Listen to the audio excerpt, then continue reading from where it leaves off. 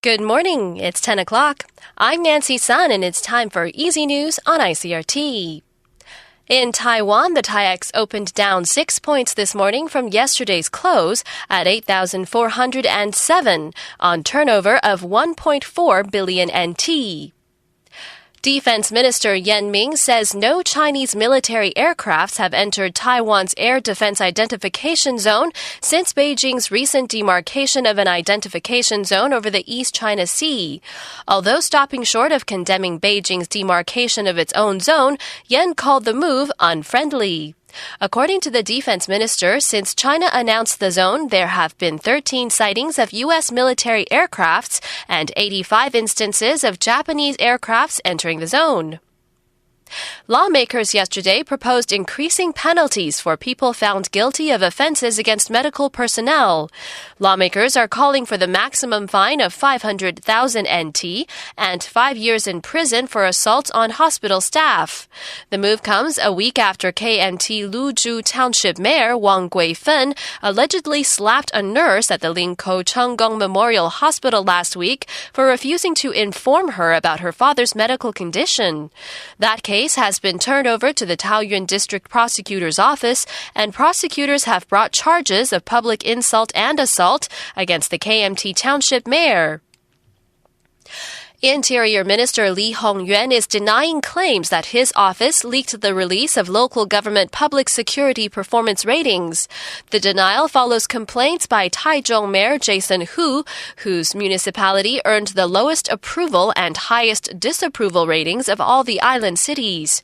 Speaking to reporters, Hu blasted the central government, saying the Ministry of the Interior provided the data to all local governments but requested they not make the information public. The survey was commissioned by the National Police Agency and is taken every 3 months. The data has never previously been made public.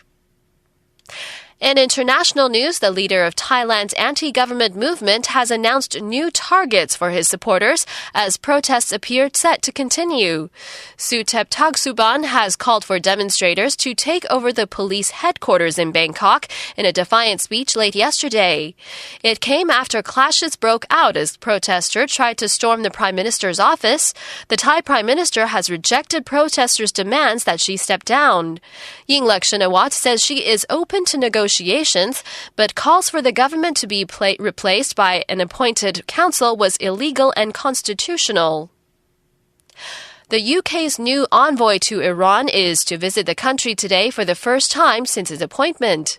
Ajay Sharma was confirmed as non-resident chargé d'affaires last month, a diplomatic post one level below ambassador. Iran later agreed to curb some of its nuclear activities, and Downing Street says Sharma's visit was a part of the process of trying to secure a strong relationship with the UK. Iran has also named a non-resident chargé d'affaires. Sharma would have talks with officials at the Foreign Ministry in Tehran, and his Iranian counterpart would later visit London. In more news on international relations, Chinese officials have dismissed allegations an Ontario engineer passed on secrets about Canada's national shipbuilding strategy. Qing Quentin Huang was arrested on Saturday and charged with attempting to provide secret information to a foreign entity. The Royal Canadian Mounted Police did not say whether Huang was successful in the alleged spying. He faces a life sentence and is due in court tomorrow. Honduras's electoral court will recount vote tally sheets from the November 24th presidential election after receiving a fraud complaint from second-place candidate Xiomara Castro. Castro claims that the tally sheets were altered and the voter registry included people who are deceased or out of the country, causing her to lose to governing party candidate Juan Orlando Hernandez. The court's official results gave Hernandez 37% of the votes to Castro's 29%. And in news from the sports world, Olympic diver Tom Daley has revealed he is in a relationship with a man. The 19-year-old London 2012 bronze medalist made the announcement in a YouTube broadcast. Daley says he hopes the move will be a signal to all young people that they can be open about their sexuality, even in a very public environment. And now looking at the weather across Taiwan, according to the Central Weather Bureau, we can expect mostly clear skies in the north, center, and south with a high of 23 in Taipei, a high of 26 in Taichung, and a high of 25 in Kaohsiung.